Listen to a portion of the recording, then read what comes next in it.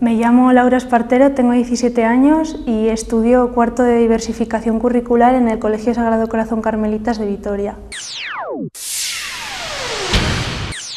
Estoy en cuarto de C porque repetí 2 cursos y el curso pasado me aconsejaron que hiciera cuarto de C para obtener el graduado escolar más fácilmente porque la atención es más personalizada y pues he pasado de dejar bastantes y ir mal en los estudios a aprobarlo todo. Cuando termine cuarto de C me gustaría hacer un ciclo de comercio exterior y cuando termine pues me plantearé si quiero seguir estudiando.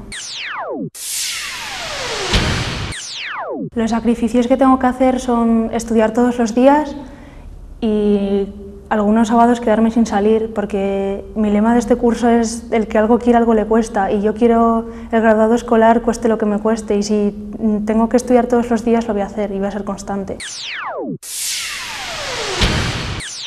Yo quiero estudiar comercio exterior porque soy abierta y sociable y creo que puedo desempeñar bien ese trabajo. Además me llama mucho la atención trabajar en una oficina porque mi hermana también trabaja en una oficina y desde pequeña me ha llamado la atención.